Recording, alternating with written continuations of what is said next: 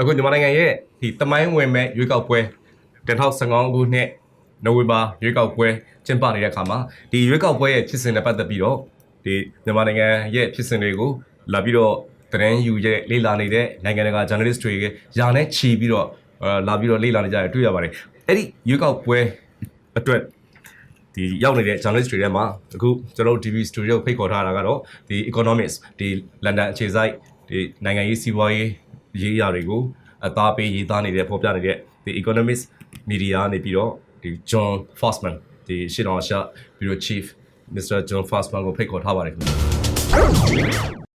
So what do you observe? What do you observe the process of the election? November 8 election. You witnessed something. The election process I saw yesterday was remarkably smooth and professional and transparent. Smooth. Smooth. It appeared to be smooth. People came in and vote. There were long lines, but that's because of voter interest. But the polling stations I saw, people knew what they were doing. The line flowed quite smoothly. There were no sort of undue delays that I saw. I saw election observers, international observers, who had full access to poll workers and could freely do their work and talk to all the poll workers they needed to talk to. And so it was quite a transparent process. Yeah, quite transparent. But by saying that, because we receive complaint calls and letters and message, hundreds and hundreds of complaints from the voters about the voter registration error and the different decision by the pool station officers and the different understanding between the election commission, different level of the election commission. We won't say this is error-free election. I didn't say error-free, right? Yeah, but would you compare something from your experience of the gathering election in the other, imagined democracy country? Well, this reminded me a great deal of Indonesia's election last year, of Jokowi's election, which I covered. In both cases, you had a huge groundswell of popular support. You had tremendous voter enthusiasm. You had high turnout.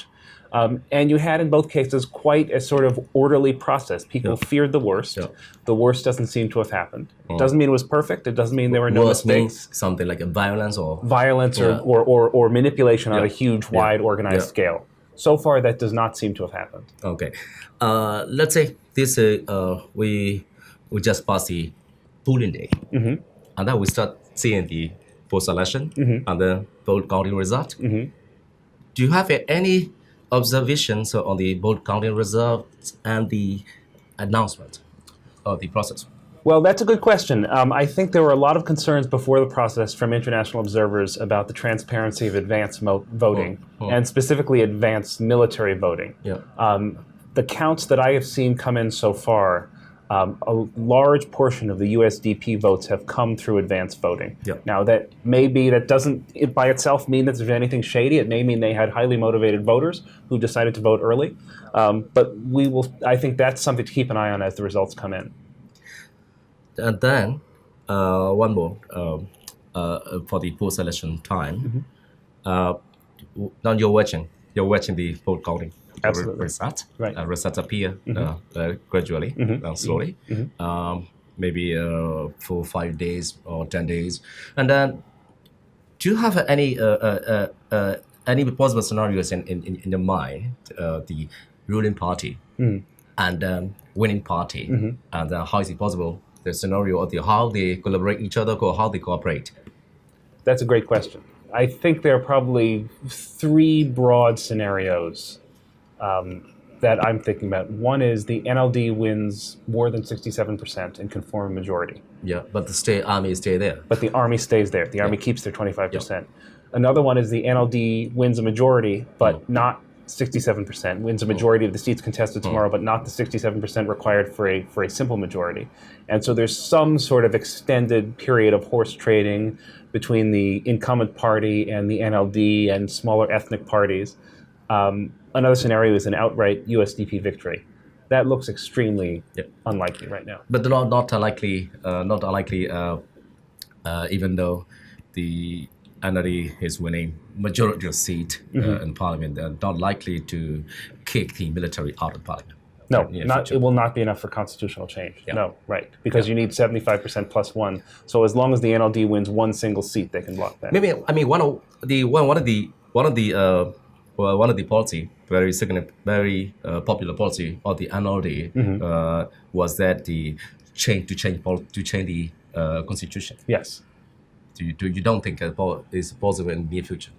I don't see it being possible in the near future. I mean, unless the army decides to sort of bow to what it sees as the vast popular will and change it and agree to change it. Because it is the case, at least in the election campaigning that I observed in Mandalay district, around Yangon district, in Rakhine state, that the NLD seemed to be campaigning on constitutional change. And people who voted for the NLD have a clear desire to change the constitution. They have a clear desire to have Daw Suu as president. I would love to see a situation where the army says, look, this constitution is absurd. It gives us undue power, and let's figure out a way to change it and make it more representative of the will of the people. Okay, let's get back to the vote result and the vote counting result. If the outcome from this election is not acceptable by the army, Right. do you have any fear? I think that's huge trouble. I mean, that's the worst case scenario of all. That if after what we've seen so far with the early results and the groundswell of enthusiasm for the NLD, if we have a situation in which, the USDP does much better than expected, Daw Suu urges her supporters not to accept the result because there's been manipulation, and the army intervenes and either pressures the USDP to ignore the result or seizes power on its own, that would be a huge disaster. Yeah, but the president and the commander-in-chief, they kept saying, not U-turning, they are not going to U-turn. They're not going to U-turn. They're not going to U-turn. And General Min Aung Hlaing said he would accept the result. Yeah, right. He will accept the result. Right. Yeah, that's and also at the same time, the country policy. The majority of countries' GDP, majority of countries' income is in the hands of a couple of people, a handful of people, just a few people. So stay happening, nepotism. This is a huge challenge for the incoming government, right? That a lot of the income is concentrated in the hands of a very small number of people. A lot of the foreign investment so far has been concentrated in oil and gas and resources. Yeah, resource-based economy. Right, and historically we know from other countries that there's a thing called a resource curse, in which the resources suck up a disproportionate share of investment income from abroad. That income tends not to flow down as much as income in other industries like manufacturing or agriculture does. And I think a huge challenge for the new government, whoever it is to make sure that Myanmar's openness and potential benefit the majority of Burmese citizens. Okay, this is a challenge related to the army, and also do you foresee any other challenge related to the economic policy? Because over the last decades, military regime was seriously criticized by the mismanagement. Yes. So. Well, I think a huge challenge, aside from resources, a huge challenge is improving the country's financial infrastructure so that it's easier to get capital in and out, it's easier to start a business, it's easier to get business income, it's easier to get credit, and all these things can help develop a much more diverse economy. And also, we have different reports, many reports about the ethnic conflict based on the resource sharing. If this is not a fair share, what do you think of the future the resource sharing scenario? I think it's different ethnic. I think it's a huge problem. I think it's a huge challenge. I'm sure you saw that report from Global Witness that came out about 2 weeks ago that said that Myanmar's jade production was worth $31 billion a year. Right. It's mostly in Kachin state, and the Kachin people see very little of that. So you're going to have to somehow break the grip of the cronies and the army that control these resources and make sure that the people whose land this is on, the Burmese people, get their fair share. Let's say winning party is NLD or NLD plus USDP or NLD plus ethnic party. Yes.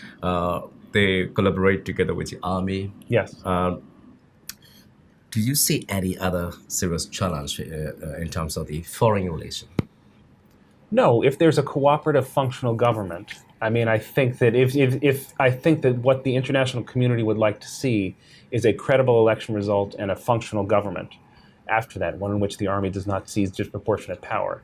Now, as far as foreign relations challenges for Myanmar generally in the future, I think that they are vast. You've got this perfectly situated country between China and India, and so you're going to be balancing the influences of these two massive neighbors. You have enormous investment from Japan. You have investment from the U.S. and Europe. So balancing the interests of those countries and influence from China as well. and influence from China, right? Balancing the influence of all these countries in this very strategically important country of Myanmar is going to be a big challenge. Okay, we talk a lot about the challenge and threat. Yes. Okay, let's talk about the opportunity. Good. For the new forming government, Okay. or new parliament, or new cabinet, new coming president, and voters, our voters. Well, the What could opportunities. be what could be the most serious opportunity, the most significant opportunity? Oh, this country is one huge, vast, untapped resource, untapped potential. I mean, the opportunities are huge. You remember before. Do you mean your resource? The people are the resource. You have a huge workforce, a largely young workforce. You've got inexpensive land and labor. If you look back before 1962, Myanmar was the world's leading rice exporter. Myanmar could be again. There's a lot of people that work in agriculture, a lot of land available for agriculture, a lot of underused land. If you manage well technically. If you manage well technically, if you modernize, if you mechanize, this country could be the rice powerhouse of the world. That's the first opportunity I see. Another opportunity is manufacturing. I think you have a huge, as I said, a large young population that's eager to move from fields into factories. You have a great location to get things into the rest of Southeast Asia and get things out to the world. But you may learn that for the moment from the kitchen to the living room, that everybody consumes every product manufacturing from China or from Thailand or India. Yes, that's another reason why you need to get manufacturing up and running very soon. So you'll be able to make things here, employ people here, and the money stays here. Yeah. Anything to add? No, something significant scenario you are love to see in the country? I would love to see 1,000 factories, each employing 1,000 people, churning out goods that everyone in the world wants to buy. I'd love to see Myanmar take that first post-agricultural step in the value chain to get people into more productive work in factories, to get people buying Myanmar goods. I'd love to see people buying rice that's made in Myanmar all over the world. I'd love to see people buying clothes and shoes made in Myanmar all over the world. I'd love to see the Myanmar people buying clothes made by their fellow citizens. That's what I'd like to see. After election, after forming a new government. After forming a new government, yes. That's what I'd love to see. Yeah, let's wait and see. Yes. Thanks a lot, Tom. Thank you very much. Yeah. Thank you.